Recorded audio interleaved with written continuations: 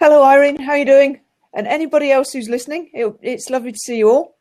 And it's great to have you guys on the call as well, because it's the only way we can know whether it's actually working. Ashley, can we hear you now? Yes. Excellent. Can you hear me? Yes. And that echo has gone away, which is excellent too. So how are you? What's new with you? Me? Yeah, I should tell you, by the way, that this is a public blab, so it's visible to the entire internet could be watching us right now, and we would know nothing of it, which is always interesting. It's also being recorded so that we can play it to other people in the future. Right. My intention for this call is to have a really nice, interesting conversation about the relationship between Agile and clean language. I really hope that Olaf will be able to join us in the live video stream, because he's someone who's had a lot to say on that topic. He's got loads of interesting insights, and I really want to make sure he's part of it. So fingers crossed. He's trying to come back. Oh, there he is. He's back. He's back. Still don't hear anything. Do you hear me? Yes, we can hear you. Yep.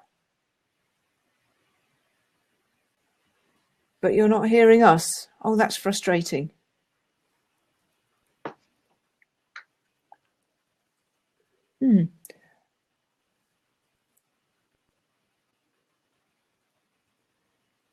Is it muted? Can you mute this?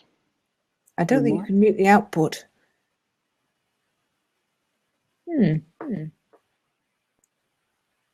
Odd. I don't know what the answer is. You can mute yourself. Below your picture, there's a little... I hear you now. Okay. Oh, good. excellent. It was a setting somewhere in the... Oh, but you did something. I clicked on a lot of things at the same time, which is not something you want to do when you're deliberately problem solving, but I was more in desperate problem solving mode. Well, it's great that you can now join actively. Yes. Brian. Is that how Agile works? Yes. Thank you. We press all the buttons. Is that how Agile works? You click on a load of... Sometimes. Brian, can I check in with you? Are you actively wanting to be part of the conversation in the video stream? Not in the video. I think but I can't. I don't know how to turn off video, and I don't know how to chat. I'm very happy with audio only. Okay, because in the... when you're in the video window, the lights flashing behind you is quite distracting. Can we turn it off? Thank you. I think you can turn off your own camera. The only thing I could do would be to kick you off the call. We can cover up your camera. Hidden now. That's better. Yeah, I've physically covered up my camera. No, you haven't. No, we can still see things in the background. Where's my camera? Okay, it's now got some salad on it. So that's... Sophisticated solutions are us. Yes. So let's do introductions. Let's get started. Irene, can I just ask, I can see you're in the chat there and you're here back. You were the first person to subscribe to this call as well, so I know you're enthusiastic. Would you like to be part of the live video stream? Because if so, we'll swap in and out. And we'll probably do that anyway if other people join. But if you would like to, say so in the chat window, and then we can make sure you swap in. Olaf, come on then. What's on your shirt? IT crowd. Somebody spotted the quote from IT crowd. And that's the guy. Never watched it. I haven't watched it much, but it's a good program. Oh, yes. So that wasn't what she spotted. No, she responded to me logging off and on again. Yeah. That's one of the default responses on IT support is, have you tried turning it off and on again? Yeah. So which is a good thing in many cases. I think this call is going to be a really interesting meeting of minds. There'll be a certain amount of explaining of jargon, I suspect, on all sides. because there's a mixture of people here. I think hopefully we'll get at least a little way towards understanding what is the relationship between clean language and Agile, and why it is that Agilists who come across clean language get so excited about it, and perhaps the other way too. Certainly I know of at least 2 people who have made the journey into Agile, having come across clean language first and then discovered Agile. So there is an affinity there somewhere. I'm intending that this call should finish on the hour or thereabouts. So we've got about another 50 minutes to talk, because I know some people... I don't need to leave early. No, people are thinking this is lunch break. We need to get it done in the hour. So let's try and do that. Shall we briefly do introductions? Since I'm talking, I'll go first. I'm Judy Rees. I'm the co-author of Clean Language Revealing Metaphors and Opening Minds. I've been fascinated by Agile since I came across it for the first time, probably 8, maybe 10 years ago, a long time ago.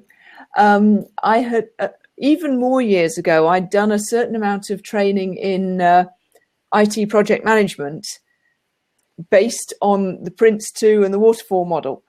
And I did my master's dissertation on what went wrong with a software project at the place I was working at the time. At that point, I'd never heard of Agile. I didn't know anything about it. So when I came across it, it hit me between the eyes. And I thought, wow, this is exactly what should be happening. But I sort of, but clean language dominated in my consciousness at the time, so I didn't do anything about it. And now it's very much coming about, the 2 things are coming together for me and becoming a shared fascination. Not least because Olaf has been talking to me. Olaf, would you like to introduce yourself? Yes. So I'm a recovering Agile coach. I used to be, still am, one of the well-known and far-traveling and connecting people in whatever it is that we call the Agile community. I've been involved with Agile since '99. That was before they even gave it that name, with XP actually, for those of you who are familiar with the history, but that's too detailed for now, probably. I came across clean language through an enthusiastic Agilist, which is Andrea Chow from Washington, D.C., who is connecting a lot of Agile people to the clean world, or clean space, and vice versa, I think. So it might all be her fault. So her name might be the answer to your question. She's certainly part of it. But what I know is that June Kim in somewhere in the Far East. Where is June? He's in South Korea. Yeah, you're right. Now he was the one who introduced Andrea to clean language. So we go back even further than that. So origin stories are all over the place. Carry on. Sorry, I interrupted. Cool. Yeah, so I came across your offer of Metaphor Mastery when you started it as a live program, and that's how I got to know you. And that's when I really went deeper into working with clean language, using it, working with metaphor, becoming more conscious of it. And I'm nowadays not focusing on Agile a lot. I'm focusing on creating trust in organizations, changing cultures, influencing how people show up. And there, metaphor is extremely helpful in translating different ways of thinking, translating different ways of understanding, different ways of being.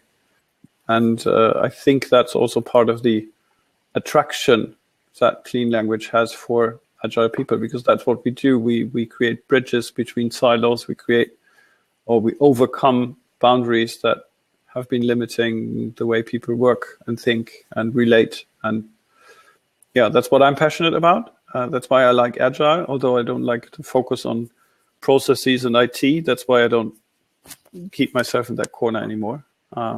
So I'm not less Agile than before. I'm just Agile in other places. That's why I'm Yeah, let's focus on that. And yeah, I'm curious where this conversation leads. I like this thing. It's confusing but exciting. And yeah, it's a toy, and we're all geeks, so we need to play with toys. Welcome. Ashley, would you like to introduce yourself? Yeah, sure. I did my NLP practitioner and master practitioner training, and very fortunately for me, Judy was teaching on the master practitioner and did 2.5 days of clean language. And in the first practical session I did, it hit me like a bombshell. Something fundamentally changed for me. And from then on, that was really what I wanted to do with my coaching. And I'm in the process of doing a coaching business. And I'm focusing on using clean, and plus other components that I've sort of learned over the years, and sort of style that I've learned over the years. And so my focus now really is high performance coaching, but using clean. And just interestingly, I had a very big meeting yesterday with a very big company, and they are totally intrigued when I got into conversation about metaphors and what it means to an individual, to somebody in the workplace, to somebody who's a CEO. And even though some of the people I'm meeting were coaches themselves, they hadn't really come across how this clean language and metaphor work. So that's one focus. And I'm also, and it's a slower process, but I'm trying to put together a sales training program that's heavily biased with clean language and clean language questioning techniques. And I've been in sales for 25 years, and I'm bringing lots of my experience, but I really want to find a place for clean language that dominates that program rather than being only a smaller part of it. So that's quite a big challenge, when you're dealing with sales reps that might only have 5 minutes in front of their customer. How can you use clean dramatically and quickly to get feedback that you might then get given another 10 minutes once they're really intrigued about how that process is going? But that's a tough one, trying to do that. But those are my two focus there. But because I met Judy at a course, and occasionally she coaches me and tells me off if I'm dragging my feet. And Ashley, do you have any involvement with Agile? No, I don't. I mean, the only Agile conversations I've had has been, with a friend and colleague, Nick, and the big term in business now is business is being agile. And I'm in the back of my mind, it's more about being sort of agile, as in like an athlete might be. That they got to change their direction regularly, maybe quickly to the demands of the market and customers, and how all that's changing. So they have to be agile to survive. So that's really my only real understanding of agile. Not agile coaching, but just the agile nature of business now, how it has to be fluid and adapting all the time. That's my only sort of concept of it, really. And I think I'm safe in commenting that when you actually use metaphors relating to athletics, they may not be as sort of throwaway as they would be for others, because you are also a serious athlete and athletics coach. Yeah, I am. Got the European Masters in 5 weeks. So cool. Getting ready for that. But yeah, I mean, that's been my heart and soul since I was 8 years old. And what I find is when I talk to executives, or even people that aren't executives, they can relate to the sports environment very easily, because they see these people on TV achieving amazing things, and they understand that, and it's quite an emotional link, particularly in the UK after the Olympics. Many people understand that link between, the emotion, higher performance, and achieving things. So yeah, that's what I've blended into my clean language and into my sales, my clean language sales that I'm trying to work on there as well. I'm already thinking of all sorts of correspondence. I know you are. I can see your brain ticking over. But before we go there, Brian, would you like to introduce yourself? With or without video? Hello. Well, you may as well see it. I'm an accountant and have no clear link to, I guess, either clean language or agile anymore. But quite a few years ago now, probably 8 years ago, I was running around a rugby pitch in West London with Judy offering clean language questions and getting a very strong communication metaphor, which has helped me. So I do find it for self-facilitation, for self-coaching, I find it very good. And occasionally I do some informal coaching with people. I work for big organizations. I can't hear you. We tend to use more structured methods like prints. Can you hear me? Yeah. Yeah. Quite noisy where you are. But agile is interesting because sometimes that just seems too big and there are too many changes. So I'm interested in agile, but I don't. I've never used it used it seriously. Great, welcome. And please mute yourself again because it really is quite noisy where you are, Brian.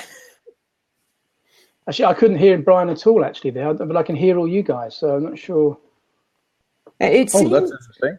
It seems to be a feature of an unintended, what do they call it? An undocumented feature of Blab, that sometimes people on the video stream can just not hear other people. I don't know what the logic is. So we'll just have to bluff our way through. To summarise what Brian said, he's been around the clean language world for about 8 years. He has no formal connection with clean language or with agile. He is an accountant working in large organisations where in their projects they tend to use waterfall and prints, and agile seems like a step too far, too big a change from where they are. But he's curious about it and interested. Okay. Thank you. So when all of that, where should we go next? Olaf.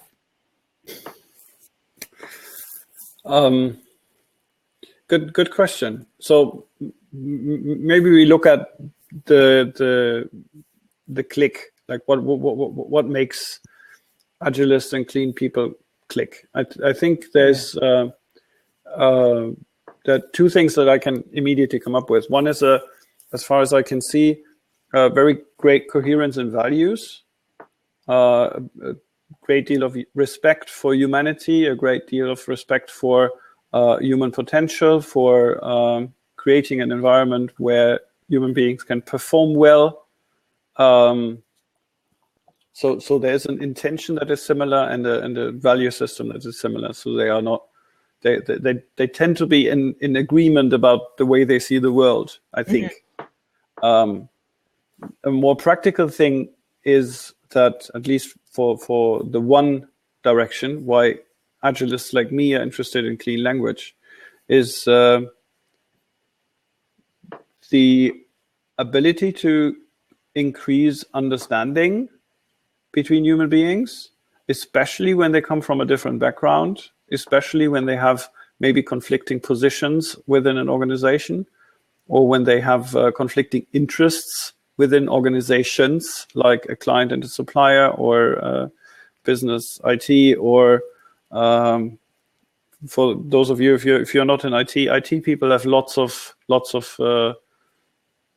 ways of creating polarities between ways of thinking, different programming languages. There are programmers who actually fight about the way they put the curly brackets in their code, and one part of the population says this is the right way, and the other say this is the right way. I've never seen Protestants and Catholics fight like that, because there's absolutely nothing behind it. It's just a preference, but it's a strong one, strong identity related. And with the way clean language works, not only with the metaphors, but also with the high level of respect, which helping another person develop their thoughts. It's a way to create connection when the context doesn't have a lot of connection, or doesn't offer a lot of support for you to connect, or either creates a condition for you to not connect. And I think that's often the case in organizations and business, and where people could work together but can't. Their clean language is definitely one of the things that can help. And Ashley mentioned the use of sports metaphor. I use lots of sport metaphor when I explain things to people, and lots of other metaphors as well. And my awareness about these metaphors and how I use them has greatly increased with your training and with my use of clean language. And yeah, those are the two things I see as supporting this love relationship between clean language and agile. So there's a coherence in values and intention, and that ability to increase understanding where there is conflict and polarity, and there's a situation which tends to make people not connect. Clean language can be used to help people to connect. Yes. And you mentioned earlier that Agilists are translating different ways of thinking and being, building bridges between silos, overcoming boundaries. Yeah. That those things seem to be an extension of the second point you made. Exactly. Yes. And I resist the urge to ask, and when building bridges between silos, what kind of bridges are those bridges? But maybe I should ask that. I use the metaphor knowing that it's a bad one because it's so familiar to everybody. The silo metaphor in organizations and building bridges between things that are not connected. I much prefer working with people in a way that they see there is no gap. So they see there is no boundary. It's just in their heads. So they can just as well let go and of whatever they thought had been separating them before, and can move on together. Sometimes those silos are a good way. It's a language that they would understand, so that can engage them. And then you can bring in, through your clean language or the combination of agile, how there's bridges, but those bridges don't need to be there. It's all one flat playing field.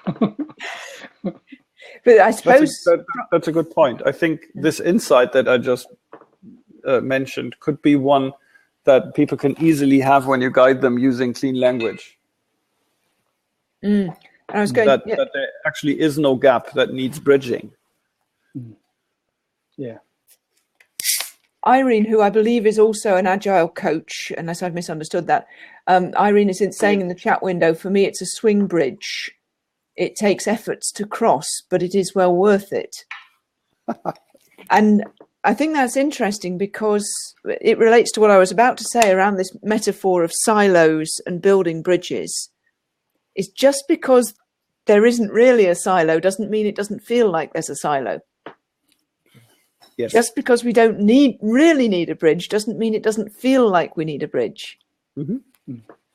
And I think that's a place where not actually the doing of clean language, but the insight that it gives to us as players in this game, we can start to hear the metaphors that people are using in their everyday language and notice what that implies about the world they're living in. Yes.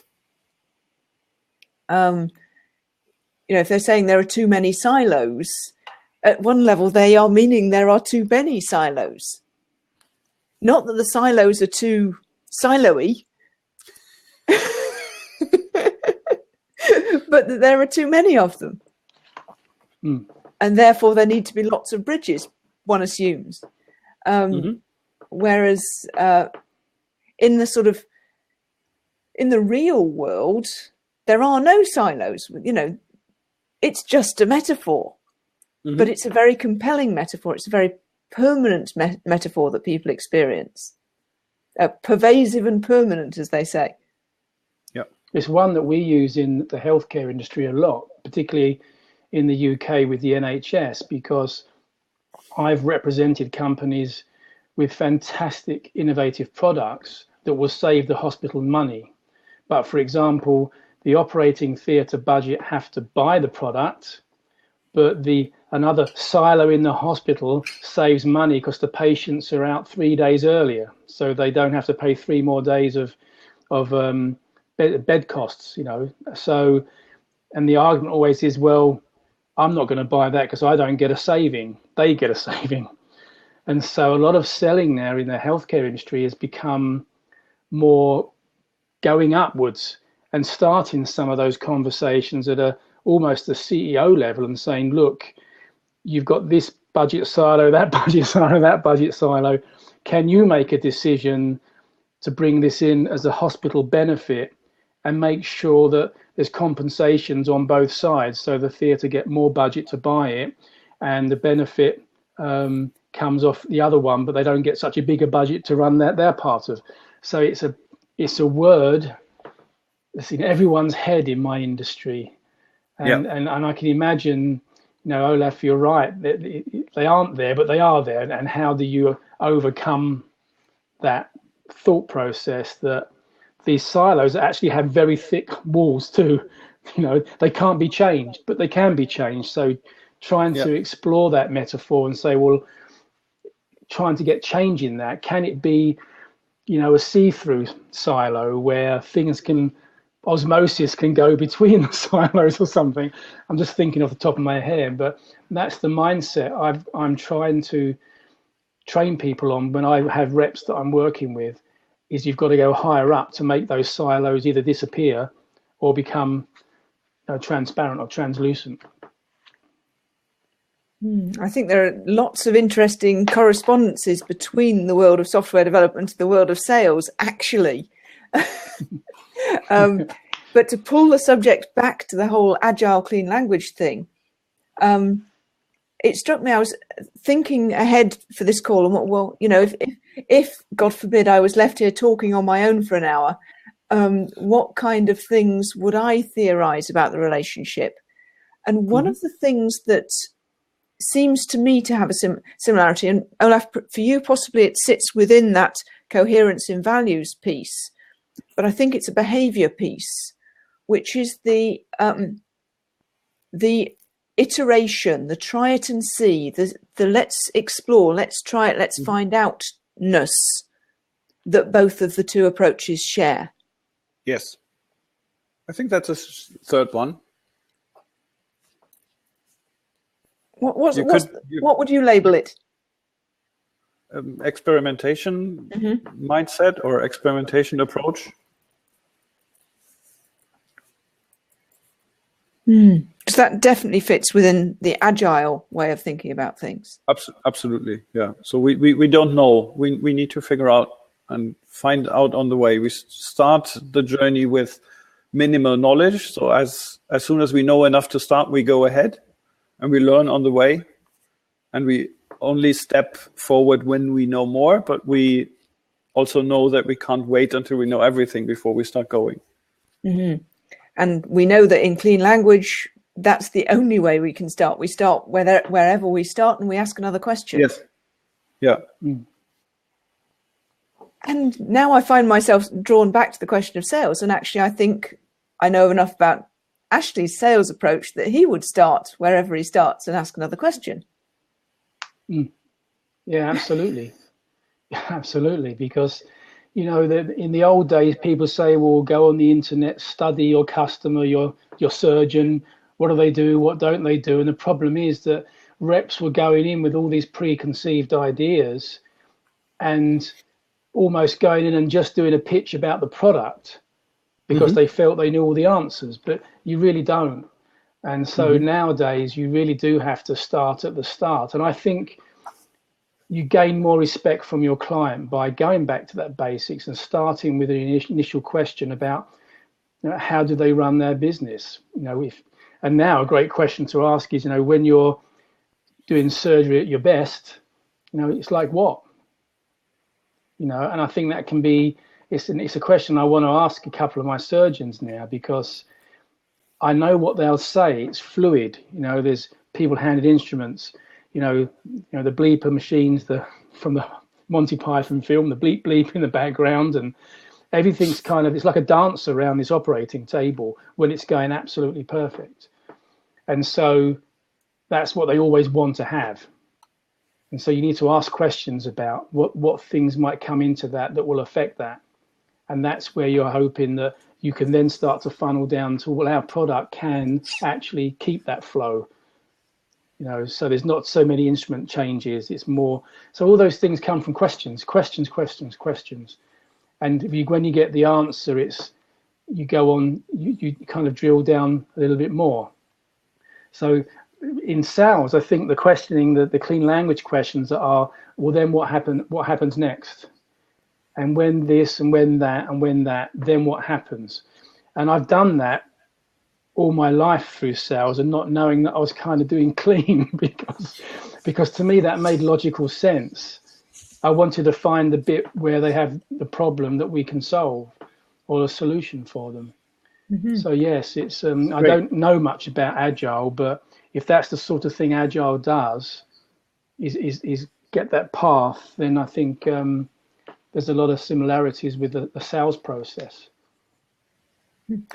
Irene, hello. Hi. Hi. Nice to see you. Nice to see you. Would you like to introduce yourself and dive into the conversation? Well, I'll start with the introduction first. So, as you guessed, I'm Agile coach since, 2003, something like that. And not so much on the technical side, but more on the people side of things. So really looking how to improve the collaboration between people. And that's where clean for me comes in, because there's such a huge emphasis on communication and Agile. And even though people talk more than they used to, it still can go very, very wrong. So what can we do to make it really a successful communication? And I think exploring metaphors will greatly help with that within the teams, but also towards the other roles that you might have. Like in Scrum, you have also a product owner. And I guess that's kind of similar as in sales. You need to find out what is it that the people using the product actually want. And then the development team needs to understand from the product owner, so what is it that you're actually telling me that they want? So. And you were saying that that the communication can go very wrong. I wouldn't normally ask this, but I am curious. What kind of wrong? What kind of things goes wrong? Well, for me personally, it's people make too many assumptions. Mm-hmm. So, and I have seen people implementing stuff because, well, it's perfectly clear what this person wanted, and then they show it and it turns out, no, it's, well, not the opposite, but it's very, very different.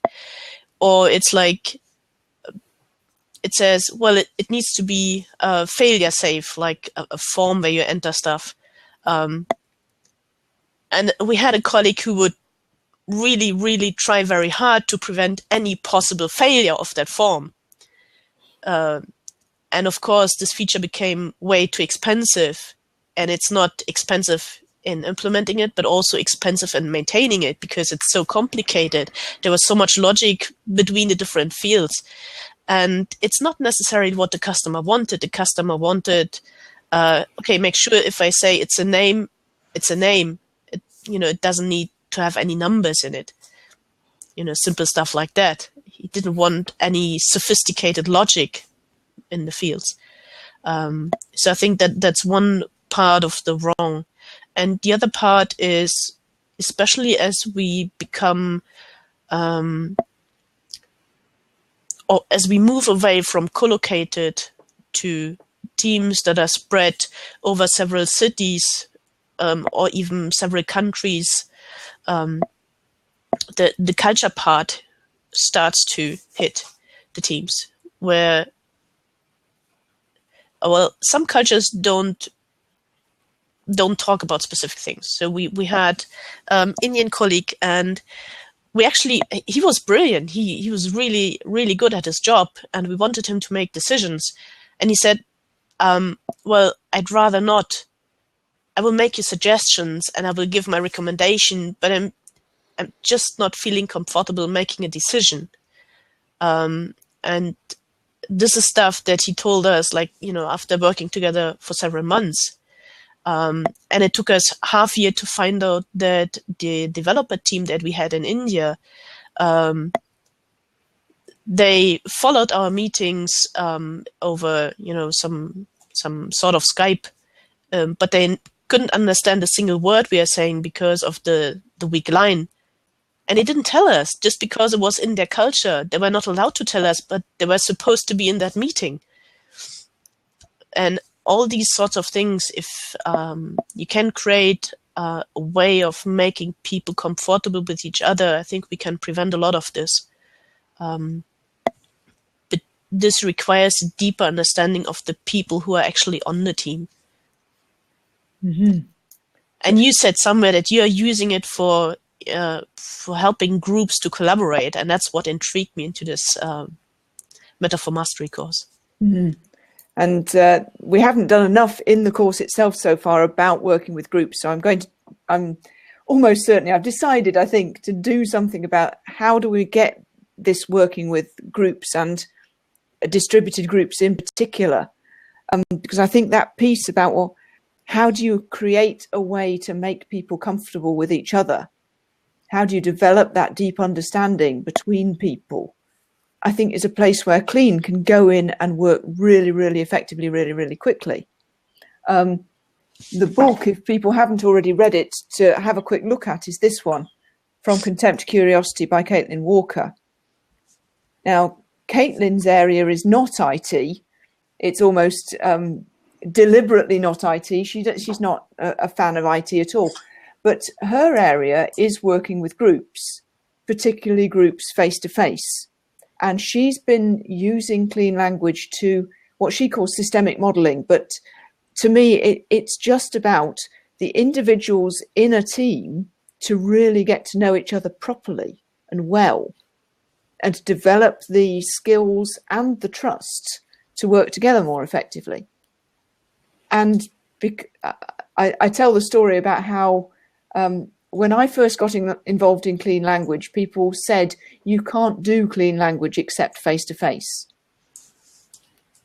So the idea that you could conduct a Clean Language coaching session over the phone or over Skype would just produce all sorts of horrified responses from the Clean Language community.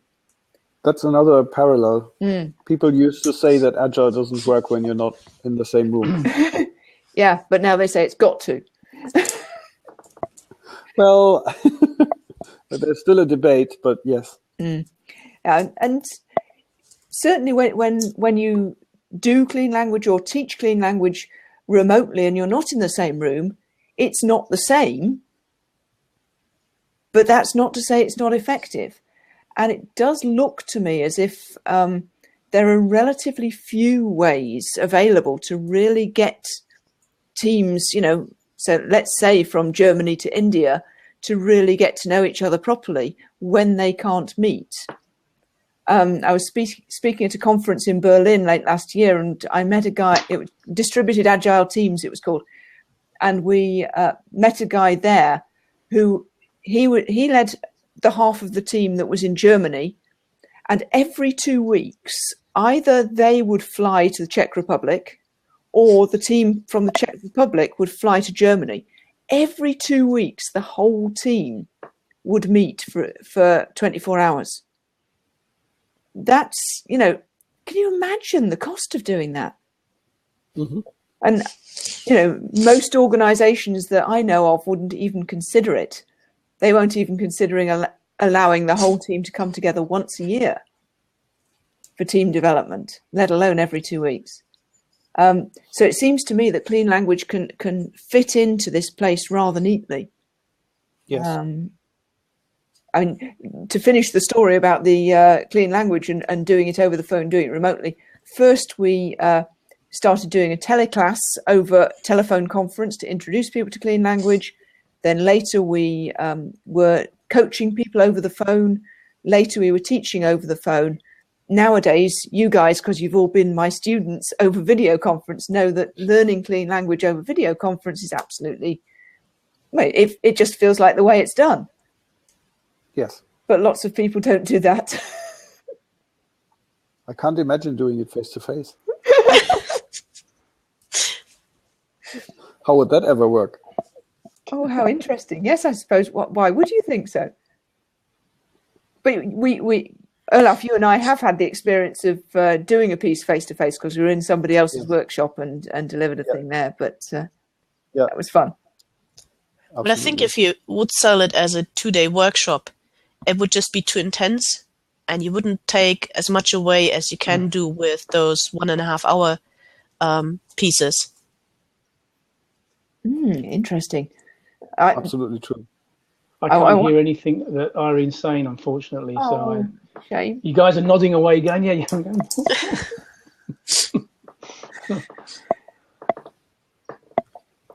So, Olaf, what do you think of what Irene was saying? I feel like I've been dominating the conversation. I need to shut up. I don't think that, no. But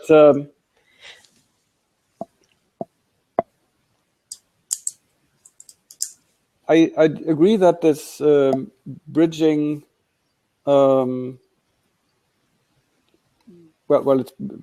using the same metaphor again now. It's bridging gaps, right?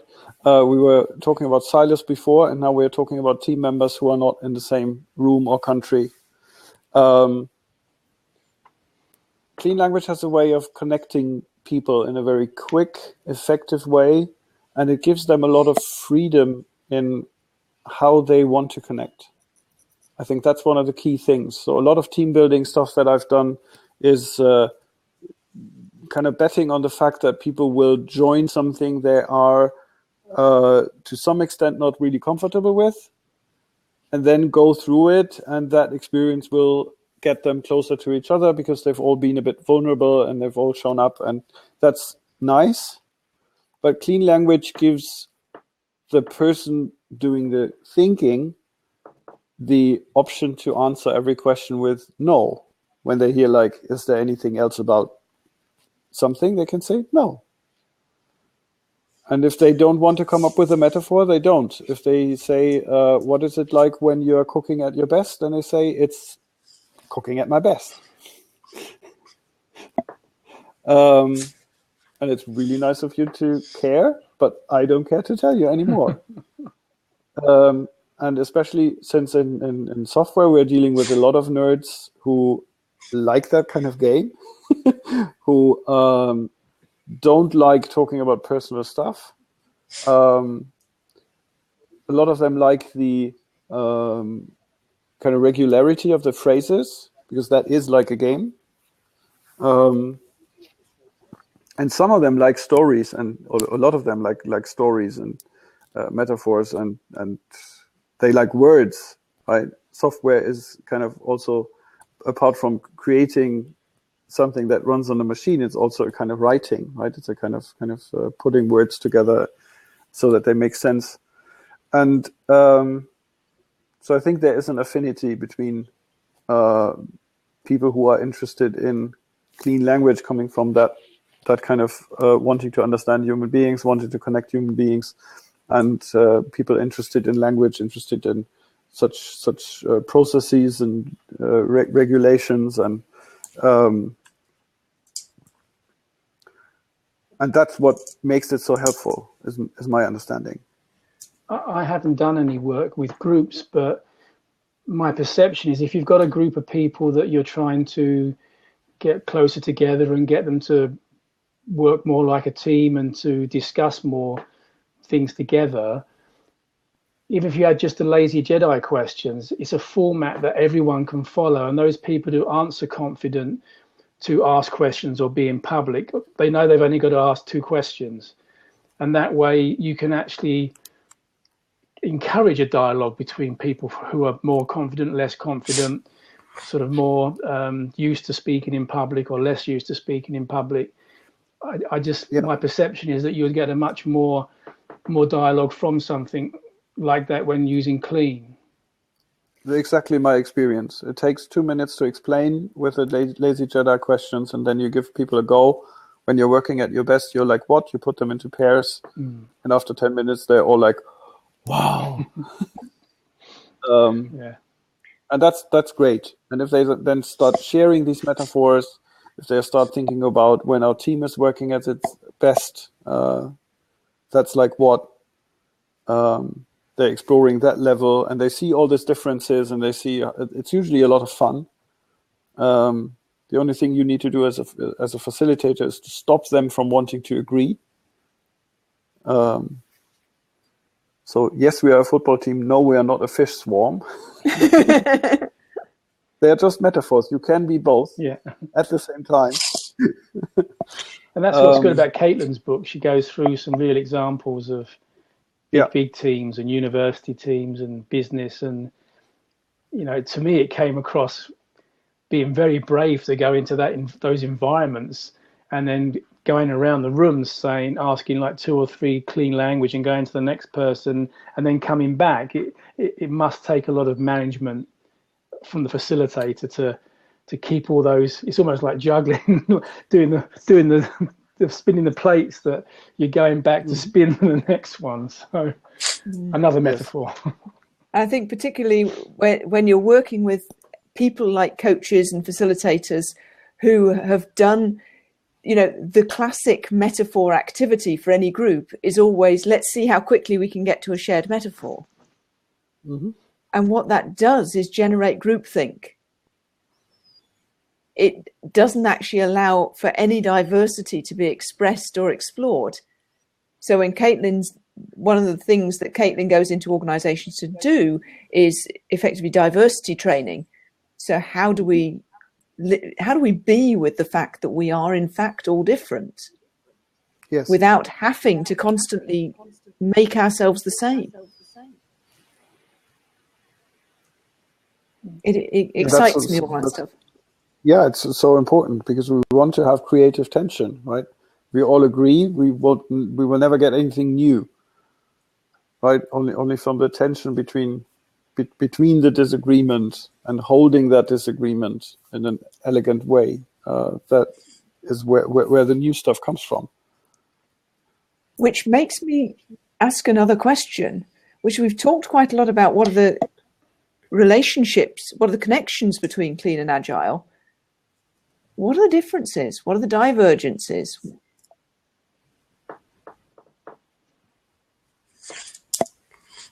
That's like if you asked what's the difference between an apple and a motorbike. Yeah. They are fundamentally totally different things.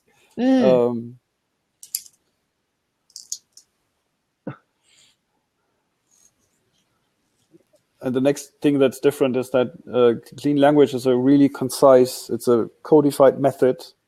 There might not be a central authority, but there's a very high likelihood that you can say something is or is not clean language. That is very, very, very much difficult for Agile because it's it's a hype, it's a philosophy, it's a way of being, it's a process, it's a way to reorganize your organization.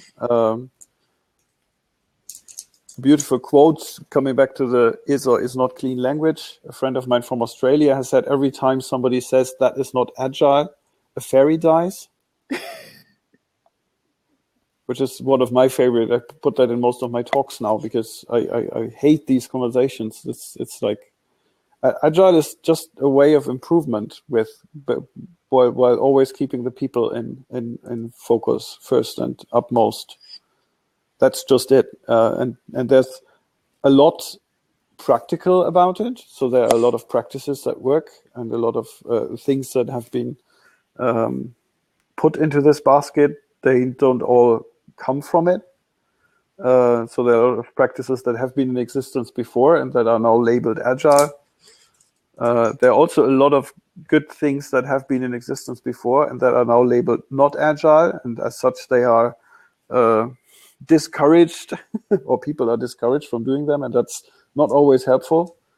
Agile can be extremely patronizing, especially when you come with this you are not agile attitude into an organization. So clean doesn't include the unclean. Agile includes a lot of unclean stuff. Agile includes a lot of dirty, shadowy baggage.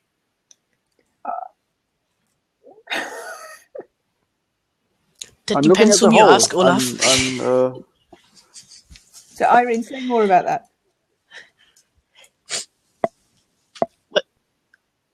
that. Well, immediately one name comes to my mind, and I think he's a very extremist Scrum person, because he's basically saying you either do the few things that I have written down in my 20-something pages document, or it's not Scrum. And also I read some of his early books, let's say. And one of the stories was really something where I thought, well, yes, I may be a Scrum Master, but I will never, ever go this far, because this is... well, there's something like human rights.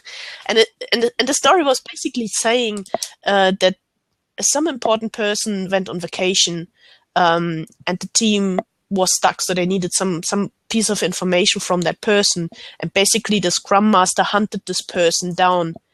And I don't think, yes, the Scrum Master's job is to make sure the team can work, but there are limits to it, and maybe he should have looked more at what are other options to get that piece of information. I also had a strong reaction to what that's just my opinion. Olaf was saying, because from where I am, clean language does not have sharp boundaries and has lots of people in it disagreeing about how things should be done. Okay, so maybe things look differently from inside than from outside, and that's one of the surprising insights of this comparison.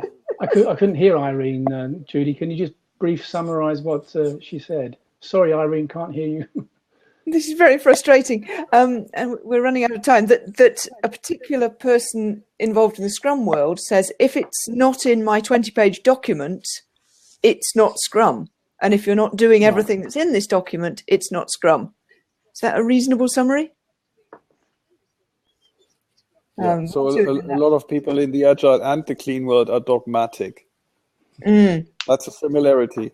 Yeah, I mean, I make it a rule never to say that's not clean, but there are plenty of people in the clean language world who will bang the table and go, "You're not being clean," and make it a complete identity statement. Are you clean or are you not clean? If you're not, and with all the value judgments that go with that. Great. So I was going to say that Agile and Clean had the basic stance of non-violence and non-judgmentalism in common, but maybe that's not true. Maybe that's an aspiration. I think it's an aspirational value in both cases, but not necessarily what happens. Yes. Okay, they're both about people with all that. And both about the truth about people, real people. Yes. Yeah, people happen. Well, actually, something that I'm wondering, for me, the idea of Clean saying, let's try to get away from everything that might be judgmental or include assumptions, kind of makes it neutral, whereas Agile to me is something that's highly human. So it wouldn't exist without people being so strongly involved with it. So it kind of looks like a contradiction, but actually Clean is aiding this very human thing. So Agile is very human, just to know how to engaged, very describe it better. Something that drives a lot of passion, whereas Clean, maybe in its cleanest form, is non-judgmental. It's neutral. Interesting. But it also engenders lots of passion. Yes, to me, yes. But it could be done in a different way. I totally see what Irene says. I've never seen it like that. And I realize I need to leave. I have another call in 2 minutes. And we did say we'd finish on the hour. So when all of that, what's different now than at the start of the call for you? Ashley, what difference has this made for you? Well, I've enjoyed it. I'm really annoyed I can't hear Irene because I think she had a lot of good things to say, but I've learned a little bit more about what Agile is. And I think listening to some of the conversations, I know I'm on the right path doing what I'm doing, which has been quite a nice thing to, I've seen Olaf nodding a lot when I've been talking, so I know I'm getting positive feedback. Thank you, Olaf, because that's the path now, and I'm really trying to focus on that. So, but I've learned a little bit more about what Agile is. So I could have learned more if I could have heard Irene. Sorry, Irene. Thank you. Olaf, before you disappear, what difference has this made for you? Yeah, me too. Well, I know Ashley a little better now. Some interesting perspectives about sales and about medical surroundings, and I like the setup. I like the question. I like the answers we got to. So more clarity in general. Thank you. And Irene, what difference has this made for you? Well, I'm completely energized now. Yeah, so, I mean, some of you may know that I'm on maternity leave right now. So this is for me a great way to, keep connected to the topic because my kids don't give me too much free time right now. And I'm really eager on getting back to work to, Right. try out some of the stuff. And especially I'm the delighted to part. have been part of such an interesting conversation. I've got a bunch of notes and ideas about how this will help me to present what I'm doing to people in the Agile world, potentially with all sorts of commercial value. I'm also excited about, well, I've made a decision as a result of this call. We're definitely doing some kind of course between now and high summer about using clean language with groups. Irene, if you could drop me a message and let me know when you want that not to be. I didn't realise you were on maternity leave, so I don't know whether you've had your baby or what the situation is. So if you have strong views as to when that should be, and that goes for anyone who's listening as well, if you have strong views as to when that course should happen, let me know. And I'm reminded just how brilliant you guys are. It's just amazing to be able to connect with you all and just do stuff like this. And isn't technology amazing? And Not tomorrow, much today. Tomorrow, by the way, we're doing a morning of clean language coaching demonstrations over Blab. So if that's of interest to you or to anyone who's listening, we're going to have a whole morning of coaching moments. I'll certainly be coaching. Silke may come in and do a bit of coaching as well. And we've got various volunteers. And from the Metaphor Mastery course, if people who are listening don't know about Metaphor Mastery, again, drop me a message, I'll let you know. And yeah, it's all exciting.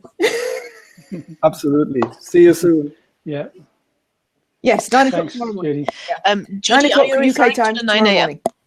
Blab? Okay. Bye-bye. See you then. Thanks a lot, guys. Thanks. Cheers. Bye. Bye-bye. Bye. Okay, bye.